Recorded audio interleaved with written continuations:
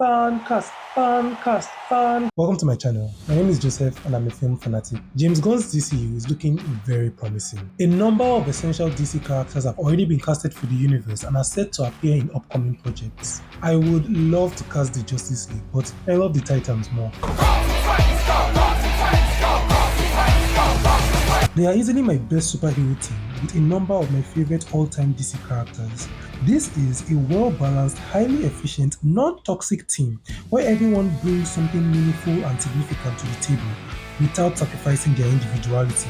If you are going to confuse the Titans with Young Justice, get out. A lot of similar members, very different teams. There's a rumor that the Titans are supposed to be cast this fall for their upcoming movie. So with that, you know I had to drop my own 2 cents on who should play who. The Titans I'm going to cast in this video are the Grayson's Nightwing, Starfire, Donna Troy, Cyborg, Wally West's Kid Flash, Beast Boy, Raven, Damian Wayne's Robin, Bumblebee, Roy Harper's Red Arrow.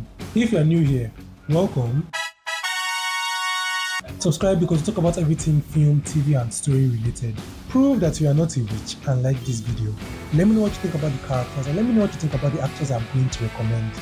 If everyone is set, Titans go! Nightwing.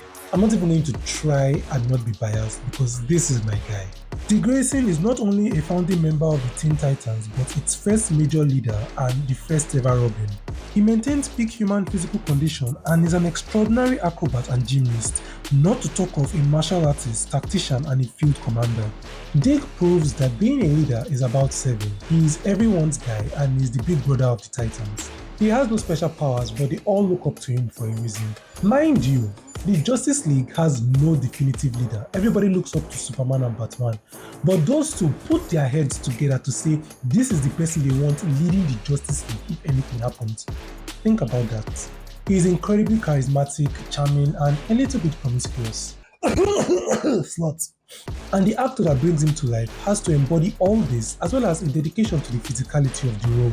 My first choice is Dylan Minnette because of height and aesthetics. I would love them to accurately portray the Starfire decreasing height difference. I know he primarily focuses on music now, but he would be perfect for this role. Look at him! My second choice is Cole Sprouse, acting wise and the hair. Donna Troy, the original Wonder Girl. A lot of people say that Wonder Woman has suffered from undertreatment and underappreciation, and that is very true, but Donna is bearing the brunt of it. She has gone through a few retcons that have kind of affected her reception. She is the first of Wonder Woman's proteges and is even regarded as her sister sometimes. She is essentially a Wonder Woman light with no gifts of godhood, but a more modest control of magic. She is a formidable warrior with the best female superhero look in my opinion. She is a notoriously complex character that is usually characterized with a purposeful attitude and vague origins depending on the story. But her ambiguity is actually in the writer's favor because I feel this is the opportunity for them to solidify a lot about her. Sophie Thatcher is my first choice to play Donna Troy. She's already used to very active roles from Companion and Heretic. My second choice, primarily based on acting because this actress has a certain charisma with the kinds of characters she portrays, will be Zoe Ditch. Wally West. I first came across Wally West as Kid Flash in the Young Justice before going on to read Crisis on Infinite Earths. I didn't follow the CW Flash series. But he is essentially the resident speedster in whatever team he is in. Since nepotism is the name of the game, it is important to mention that he is the nephew to Flash's wife, Iris. That's why they made him black.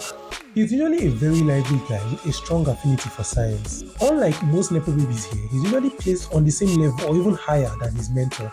He is the current Flash in the comics and he's actually just a very chill guy whose death is usually very impactful. My first choice to play him will be another actor turned musician, Ethan Kas. Please forgive me and all these white names. Koski.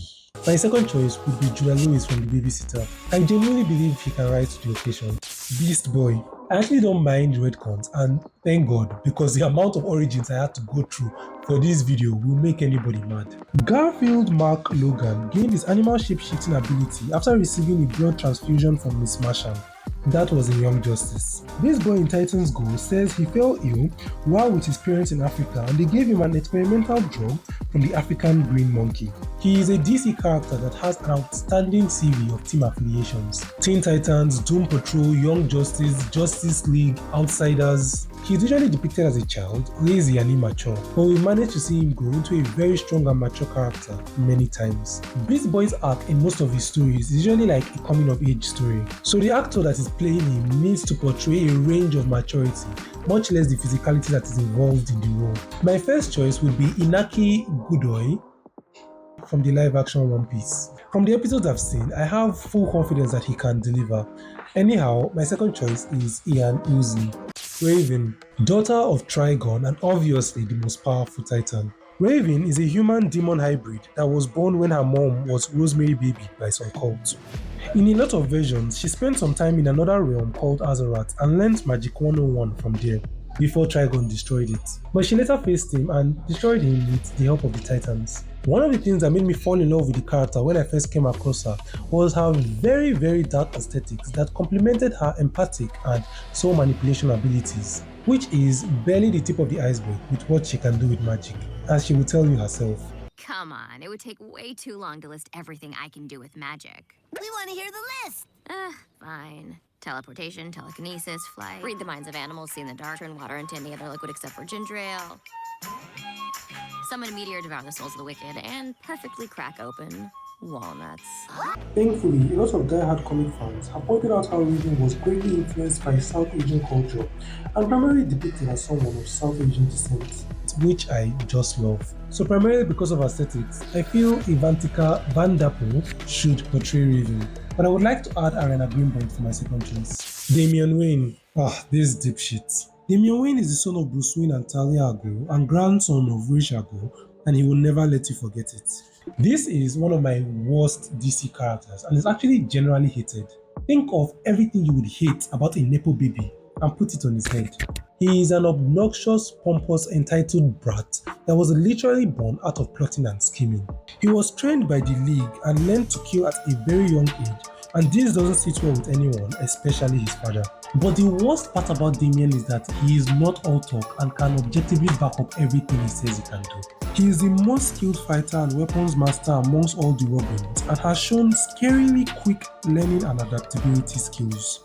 Based on what I'm seeing, I was the only Robin. You're just some lost little orphan he took pity on. But I'm blood!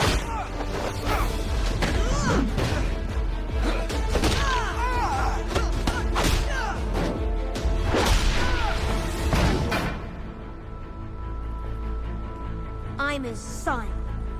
First choice to portray him will be Javon Walton from Euphoria. Even if he doesn't have line, let that one just come and be angry throughout. My second choice will be Gordon Cormier from the live action Avatar, but he looks too much of a sweetheart. Bumblebee. Karen Beecher was at some point regarded as DC's first black superheroine, till people pointed out that Nubia, a Wonder Woman variant, appeared 3 years earlier. But Benesha? She essentially has no powers but her genius level intellect, which in my opinion makes her better than her Marvel counterpart, Wasp. She has been portrayed as being timid and reclusive, which is further accentuated because of her size, but she has also asserted herself as a strong superhero with the brains and ability to make her formidable. Masai Martin would crush it, but my second choice is China Anne McClain. Cyborg, a very significant character in the DC universe as a whole, and a very underrated one in my opinion. Victor Stone is a genius level intellect with a significant portion of his body technologically advanced beyond human mechanical and technical understanding. Aside from the physical enhancements, which involve shape-shifting into various weapons, he has flight, nano regeneration, computer interfacing, and portal creation. Fucking underrated. Aside from being a significant and, in some cases, a founding member of the Teen Titans, he has also been reimagined to be a founding member of the Justice League, and he truly deserves it. He is commonly affiliated with Beast Boy that brings out his playful and lively side, but he can also be very goal-oriented and robotic, pun intended, with a one-track mind. I just started Outer Banks, but I genuinely feel Jonathan Davis would have a very interesting take on this character. Miles Canton doesn't fall too far behind. I really want to hear him say, "Boo boo boo, yeah, booyah!" Roy Harper. I assure you this is the last of the Nepo babies. Roy Harper is another well-written and well-developed sidekick that, even though he is very similar to his mentor, actually feels like his own individual. A founding member of the Titans and Young Justice in some iterations, he primarily resembles like a friendly arch-nemesis to Dick Grayson. He's essentially the one that whenever Dick Grayson says, "let's do plan A," he's like, "Why?" He is as skilled as Green Arrow and received minor cybernetic enhancements at some point. He is a very proud man with his own version of angst, and in some cases will be forming too cool to join the team. I would really love another athletic white boy to fill this role. I love Colton Haynes' portrayal of the character in Arrow, even though I didn't follow it as well. I would love the role to go to Outer Banks actor Rudy Pankau or Tana Buchanan from Cobra Kai. Starfire. Corey is another Teen Titans Essential member that is also a fan favorite. There's a reason she's getting her own show. Actually, any of these 5 guys have the agency and ginger to headline their own show with the right concepts. Starfire or Coriander is an alien princess from the planet Tamaran, highly trained in ways of war, weaponry, and space flight. Under captivity, she was experimented on and gained the ability to absorb UV rays and turn them into starbolts. Whether you like it or not, she is the Titans' resident Superman type character. She is also a very interesting character because of Tamarinian culture being depicted as a very sex-positive one, leading to her fondness for nudity and polygamous relationships. She is a very friendly, kind-hearted sweetheart that also has a passionate and aggressive side. I love her because not only is she a sweetheart with her own variation of Superman-type abilities, but she's also a babe and a warmonger that will stand on business when it comes to her team. Funny enough, I have always imagined her as a light-skinned black girl, but Anna Diop proved that a dark-skinned woman can do her justice. With height and a history in action movies considered, I would love them to accurately portray the Starfire decreasing height difference. Ella Belinska is my first choice and I will bet money on her ability to deliver. As objective as I could be, Zendaya is my second choice. She would make a very good Corey. That's it.